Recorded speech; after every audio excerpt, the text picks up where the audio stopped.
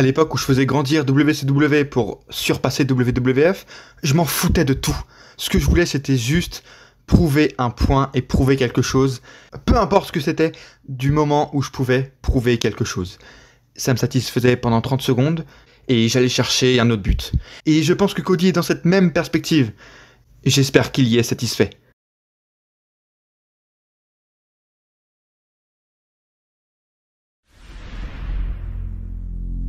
Listen, I am the least Rhodes of the Rhodes. But they gave me a pair of boots. I've got the basics. Adrenaline in my soul, every fight out of control. You bow to me!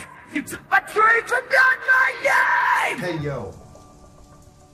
Ne dit-on pas que la mode est un éternel recommencement? Que notre vie d'aujourd'hui est basée sur un monde passé, sur des faits, des choses complètement obsolètes, et qu'au final, que l'on veuille ou non, le passé, l'ancien, modélise, prédit et définit le futur que l'on connaît ou que l'on va vivre. Et si l'on s'en fie à l'histoire du catch, la période où la porte interdite a été défoncée le plus de fois, on se souvient et on pense tous évidemment aux années 80, 15, 16, 17, 18, 19, 2000. Et c'est peut-être ce que Cody Rhodes, ces dernières semaines, a pensé pour terminer son contrat avec All Elite. C'est peut-être de réécrire l'histoire, encore une fois, avec le passé. Parce que je vois exactement les mêmes fondations qui me font référence à la création de portes interdites, c'est-à-dire la présence d'énormément de superstars, d'une concurrence, de bataille pour les audiences TV et d'argent. Et qu'on se parle honnêtement, même s'il y a eu de grands moments de portes interdites défoncées, même ces derniers mois avec Mickie James arrivé au Royal Rumble, si on prend dans ces 15-20 dernières années, les plus marquantes pour moi qui me viennent en tête en premier, c'est Kurt Angle qui arrive à la TNA, Jeff Hardy qui dès son départ monstrueux de la WWE arrive à la TNA également, AJ Styles qui a fait tout le monde entier puis enfin arrive à la WWE, mais là on est à une step différente et on est peut-être à une porte qui va vraiment être arrachée en fait. Et une des personnes qui était créatrice de plus de coups de pied dans la porte interdite, c'est Eric Bischoff. Et écoutez ce qu'il dit sur Cody Rhodes concernant la situation actuelle entre AEW, WWE et Cody Rhodes. Je connais Cody depuis qu'il est petit et je connaissais beaucoup son père et un peu moins Dustin. Mais un truc me saute aux yeux dès que j'entends ou que je parle avec Cody, c'est qu'il me rappelle énormément son père, Dusty. Dusty était un gars hyper difficile à convaincre et à satisfaire. Pas d'une manière égocentrique, non. Plutôt de satisfaire sa vision qu'il voulait accomplir. Et il avait toujours un appétit de faire plus. Un appétit difficile à satisfaire pour une personne créative. Tu as vraiment besoin d'une bonne plateforme et j'espère que Cody la trouvera, peu importe que ce soit à la WWE ou j'ai entendu dire qu'il pourrait revenir à la AEW. Ça me semblerait quelque peu bizarre, mais bon, peu importe. Alors oui, on pourrait le croire, Eric Bischoff, il a connu le père de Cody, il a connu Cody Rhodes, il peut connaître sa pensée. Mais aujourd'hui, de nouvelles variables rentrent en compte. On parle peut-être des rumeurs, des dirt sheets, des réseaux sociaux surprésents aujourd'hui, et quand on voit l'envergure que Cody Rhodes, son départ de la All Elite, a pu créer, qui n'existait pas à l'époque, quand les Bret de Hitman Hart arrivaient chez WCW ou quoi, on n'avait pas les réseaux pour amplifier le phénomène, ou encore plein de journalistes qui pouvaient dire leur avis partout sur les réseaux, détendre et dire tout et n'importe quoi et son contraire, du jour au lendemain, et que ça prenne une envergure folle. Maintenant, il y a ça à prendre en compte. Et je pense qu'il est important de quand même prendre du recul et d'étudier la situation aujourd'hui de Cody Rhodes. Réellement, est-ce que ce serait bien pour lui de partir de tout ça, de son histoire qu'il a créée autour de sa vie? Est-ce que vraiment c'est bon pour lui de quitter ses amis, de quitter la compagnie qu'il a lui-même créée? Bienvenue sur la chaîne Darren Ellis Catch, une nouvelle enquête à comprendre et à étudier.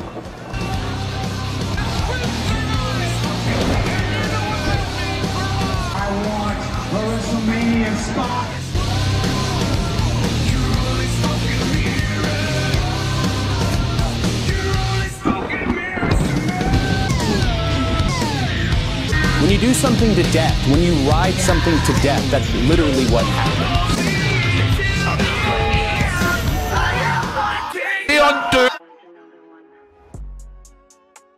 C'est une vidéo que vous m'avez demandé ces derniers jours, ces dernières semaines. Dans les commentaires de ma vidéo, je vous avais proposé, vous m'avez dit oui.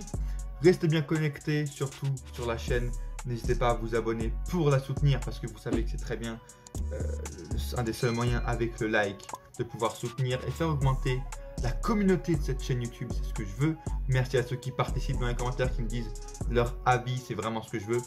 Un Every Catch est sûrement sorti ces derniers jours, peut-être hier ou va sortir, consacré principalement sûrement à Razor Ramon. Bon, allez la voir si elle est déjà sortie, et puis d'autres sujets bien sûr. La vidéo spéciale du 8 mars, Jeff Hardy, tout ça, si je l'ai tournée, elle devrait sortir.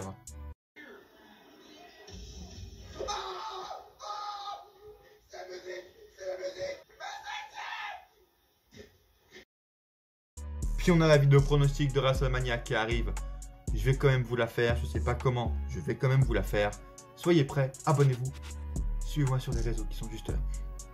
Mais vraiment, en fait, ces derniers jours, sur Cody Rhodes, il y a quand même quelques éléments qui vont à l'encontre de ce que je pense depuis le premier jour où j'ai vu le dirt sheet, la news, Cody Rhodes a quitté AEW. On a évidemment le AEW qui avait confirmé, etc. Mais bien sûr que j'ai cru que c'était un work, qu'ils sont très très forts là-dedans. Donc que pour moi c'était évidemment tout préparé. On a eu plus d'éléments et les 2-3 principaux arguments aujourd'hui, à l'heure où je parle, alors que ce matin on vient d'avoir la news comme quoi Cody Rhodes venait de signer un contrat avec WWE et avait trouvé un accord avec WWE. D'abord, la storyline actuellement à Raw, on va dire principale, qui se déroule.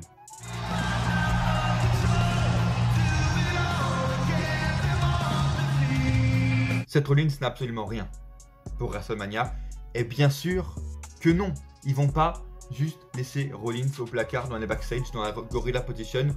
Pour WrestleMania, c'est juste une de leurs plus grandes superstars. Donc c'est sûr qu'ils vont faire quelque chose avec lui. Comme Kevin Owens qui a Stone Cold, ils ont rien trouvé pour lui. Ils ont quand même trouvé un truc comme s'ils n'avaient pas de match pour lui. C'est comme s'ils laissaient Roman Reigns dans les placards. Ce n'est pas possible, tu vois. Ou Drew McIntyre, c'est pour ça qu'ils ont trouvé un match dégueulasse. Parce qu'ils ne peuvent pas le laisser rien faire à WrestleMania. Donc évidemment. Et aujourd'hui, il n'y a pas de plan pour Seth Rollins. Mais il tease quelque chose. Et c'est ça que j'ai envie de mettre en avant et que je veux exposer comme point. C'est que on a une storyline de Seth Rollins qui a développé son personnage toute cette dernière année d'une manière très bien. Et d'une manière propre et vraiment assez originale. Et on a la storyline actuelle qui... Que va-t-il faire à WrestleMania? Il a perdu face à son pote pour accueillir Steve Austin, il n'a plus rien à faire, qui est très intelligente. On a subtilement des infos qui sont données avec des mots-clés par rapport à la carrière de Cody Rhodes. Des mouvements que Rollins fait pendant l'entrée qui font référence à Cody Rhodes. Et c'est très rare de voir ça ces derniers temps.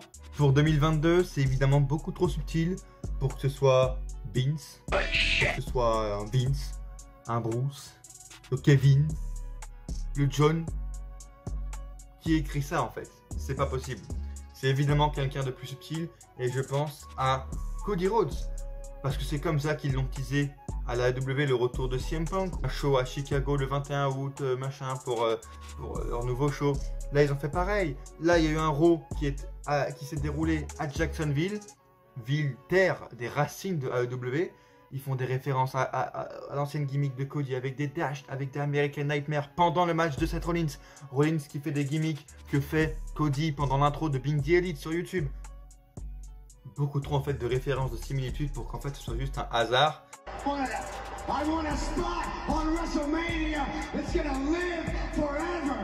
On a entendu que justement l'altercation qu'il y avait eu entre Tony et Cody, c'était parce que Tony Khan avait d'autres gros projets derrière et qu'il ne pouvait pas allouer plus à une superstar comme Cody Rhodes qui était déjà un des big guys, un des 10 mecs les plus payés à la All Elite Wrestling très clairement. Et il avait un autre projet derrière et quelques semaines plus tard, après le départ de Cody Rhodes, qui pour moi est toujours resté kayfabe dans ma tête, mais bon, on a appris que Tony Khan avait racheté la Ring of Honor pour 30 millions de dollars je crois.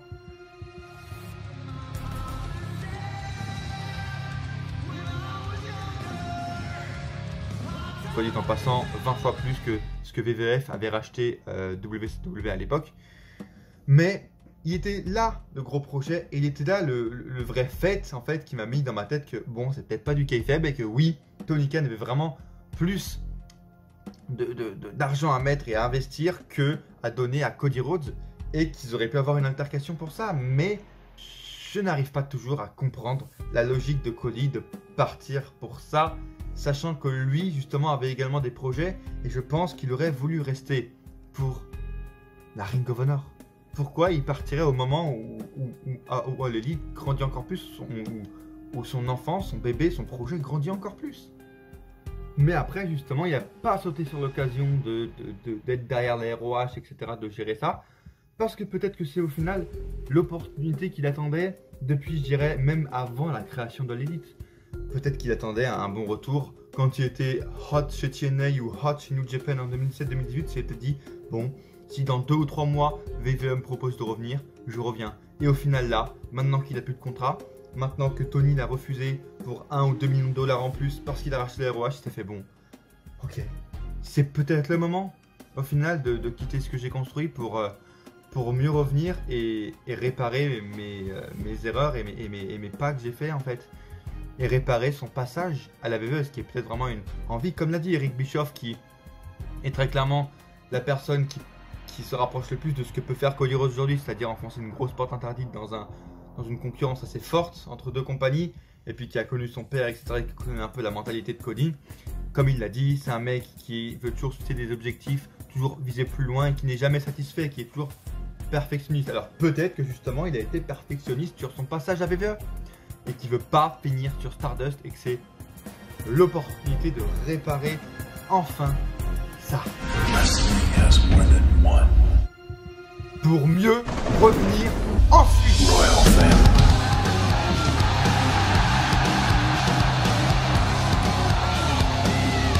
Vous voyez ce que je vois? Un tout petit truc, vraiment. Et bah tu vois le contrat que Cody va signer avec WWE, s'il signe, il sera aussi pur que ça. Je ne donne pas 3 mois à Cody Rhodes pour qu'ensuite il reparte chez WWE, chez AEW, si il signe chez All Elite. Alors c'est vrai que ça va être très compliqué, parce que WWE, s'il le signe, bien sûr, c'est sur plusieurs années.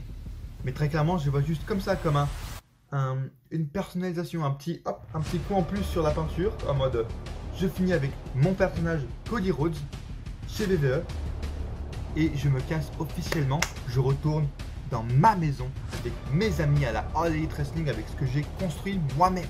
Vous imaginez l'influence et le pouvoir que All Elite va perdre si vraiment il part comme ça, et Cody serait vraiment un mec à faire ça pour vraiment quelques centaines de milliers de dollars.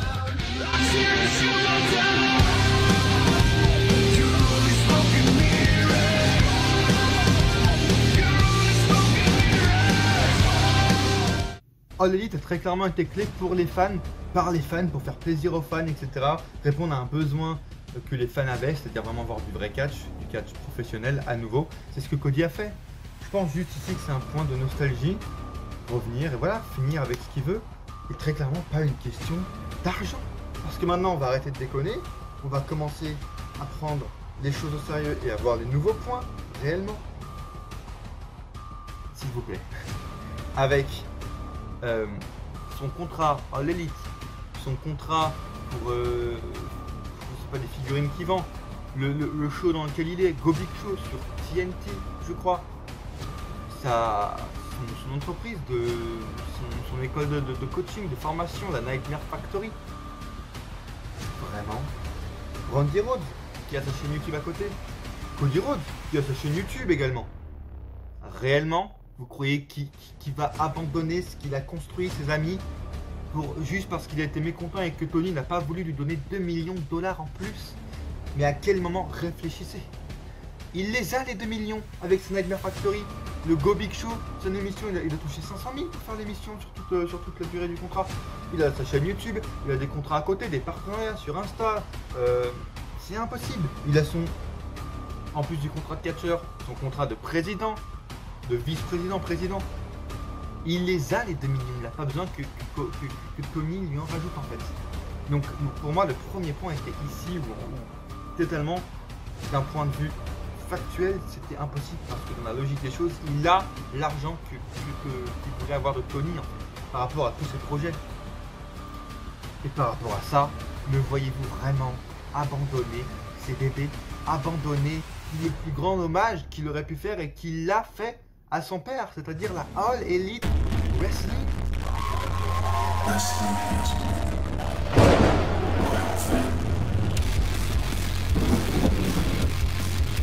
Si l'on s'en tient et qu'on garde la similitude que j'ai faite entre Eric Bischoff et Cody Rhodes et que comment Eric compare Cody à lui-même à sa situation il y a 20 ans, Bischoff dit qu'à l'époque c'était pas du tout l'argent qui l'intéressait, pas du tout les finances, il prenait, mais ce qui l'intéressait c'était vraiment de prouver quelque chose, de prouver aux autres qu'il avait tort et de marquer sa carrière dans l'histoire, dans les esprits, dans les mémoires. Et si on se réfère à ça, quelle logique aurait Cody Rhodes à revenir chez WWE parce que eux peuvent leur donner un contrat avec plusieurs zéros derrière et parce qu'il peut se faire plus de thunes si c'est pas ça qui t'intéresse. Et je pense que vraiment c'était pas ça m'étonnerait que Cody ce soit son intérêt principal, sachant qu'encore une fois si on en revient à l'hommage qu'il peut faire à son père, c'était vraiment la All Elite, le plus gros projet qu'il a porté. C'est très clairement, je pense qu'il y tient autant qu'à peut-être ses propres chiens ou si on compare à sa fille.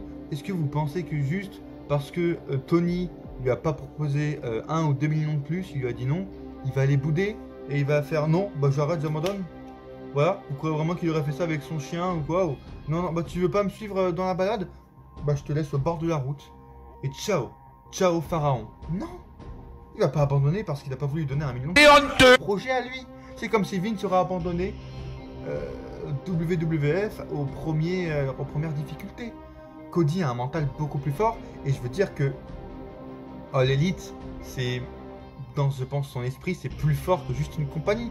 C'est aussi les valeurs qu'il a transmises au travers de l'évolution de la société. Le mec, au niveau sociétal dans le monde du catch, il a amené à faire catcher des trans, on pense à Nyla Rose, on pense à Sonny Kiss, tout ce qui est évidemment le soutien aux femmes. Au début, ils disaient qu'ils avaient payé plus les hommes que les femmes, enfin bon bref. Ils ont quand même voulu faire ça. Et puis, même par rapport à Brody Lee, tout ce qui est les projets qu'il a sortis avec Amanda Huber, je pense ces dernières semaines, le fait qu'il l'ait aussi intégré dans l'équipe All Elite, je sais plus dans quelle partie elle est de l'équipe, mais également, même s'il garde contact, je trouverais pas ça loyal, juste, et même par rapport à Cody Rhodes, je trouverais pas que ça le ressemblerait d'abandonner genre, la veuve de Brody Lee, puis tous ses projets, ses potes, pour ça, sachant que là, l'endroit où il va aller, où il va retourner, les gars vont en Arabie Saoudite. Good shit.